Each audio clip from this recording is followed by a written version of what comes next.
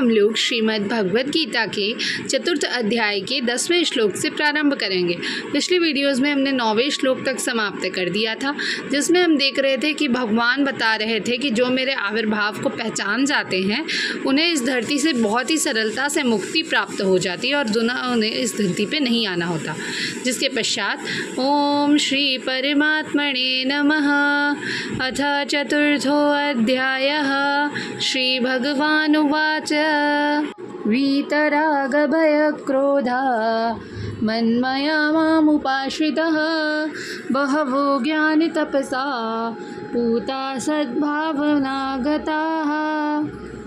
आसक्ति, भय तथा क्रोध से मुक्त होकर मुझ में पूर्णतया तन्मय होकर और मेरी शरण में आकर बहुत से व्यक्ति भूतकाल में मेरे ज्ञान से पवित्र हो चुके हैं। इस प्रकार से उन सबों ने मेरे प्रिय प्रति दिव्य प्रेम को प्राप्त किया है।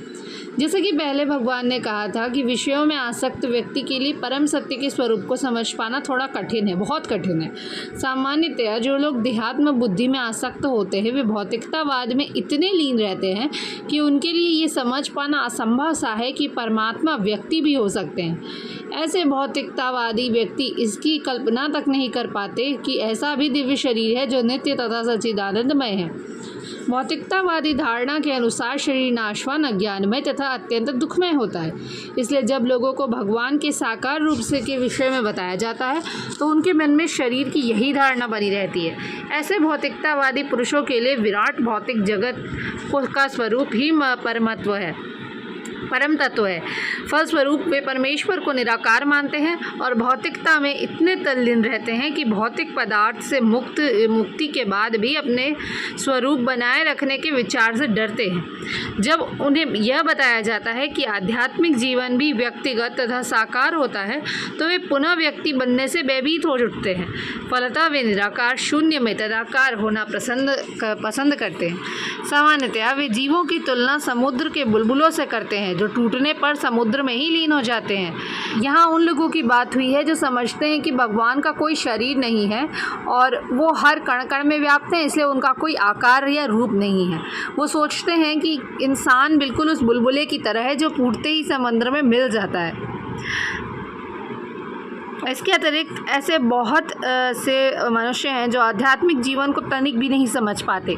अनेक वादों तथा दार्शनिक चिंतन की विविध विसंगतियों से परेशान होकर वे ऊब उठते हैं या क्रोध हो जाते हैं और मूर्खतापूर्वक ये निष्कर्ष निकालते हैं कि परम कारण जैसा कुछ नहीं है, इसलिए प्रत्येक वस्तु अंततः शून्य है।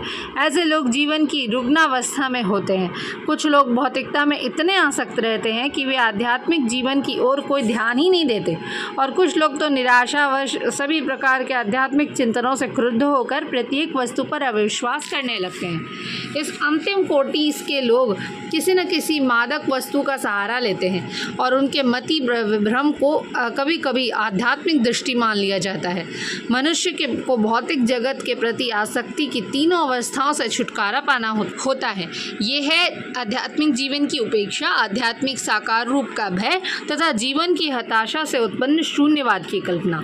जीवन की इन तीनों अवस्थाओं से छुटकारा पाने के लिए प्रामाणिक गुरु के निर्देशन में भगवान की शरण ग्रहण करना और भक्ति में जीवन के नियम तथा विधि विधानों का पालन करना आवश्यक है।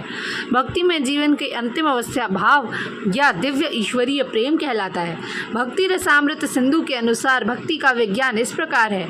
आदौ श्रद्धा ततः साधु संगोथ भजन क्रिया ततो अनैथा निवृत्ति स्यात् ततो निष्ठा रुचि स्ततः अथ शक्तिस्ततो भावस्ततः प्रेमाभ्युदञ्चिति साधकानमयं प्रेम्णः प्रादुर्भावे भवेत् क्रमः। प्रारंभ में आत्म साक्षात्कार की सामान्य इच्छा होनी चाहिए। इससे मनुष्य ऐसे व्यक्तियों की संगति करने का प्रयास करता है जो आध्यात्मिक दृष्टि से उठे हुए हैं। अगली अवस्था में गुरु की दीक्षित होकर नवदीक्षित भक्त उसके आदेशानुसार भक्ति योग प्रारंभ करता है। इस प्रकार सद्गुरु के निर्देश में भक्ति करते हुए वे समस्त भौतिक आसक्ति से मुक्त हो जाता है। इसके आत्म साक्षात्कार में में स्थिरता आती है और वह श्री भगवान कृष्ण के विषय में श्रवण करने के लिए रुचि विकसित करता है। इस रुचि से आगे चलकर कृष्ण भावनामृत में आसक्ति उत्पन्न होती है, जो भाव में अथवा भगवत प्रेम के प्रथम सोपान में परिपक्व होता है। ईश्वर के प्रति प्रेम ही जीवन की सार्थकता है। प्रेम अवस्था में भक्त भगवान की दिव्य प्रेमा भक्ति में निरंतर लीन रहता है। इसलिए भक्ति की मंद विधि से प्रामाणिक गुरु के निर्देश में सर्वोच्च अवस्था प्राप्त की जा सकती है और समस्त भौतिक आसक्ति, व्यक्तिगत आध्यात्मिक स्वरूप के भय तथा शून्यवाद से उत्पन्न हताशा से मुक्त हुआ जा सकता है। तभी मनुष्य को अंत में भगवान के धाम की प्राप्ति हो सकती है। धन्यवाद। आज के लिए बस इतना ही। हम लोग आगे के श्लोक अगली वीडियो में करेंगे। तब तक के लिए जय श्री राधे कृष्ण।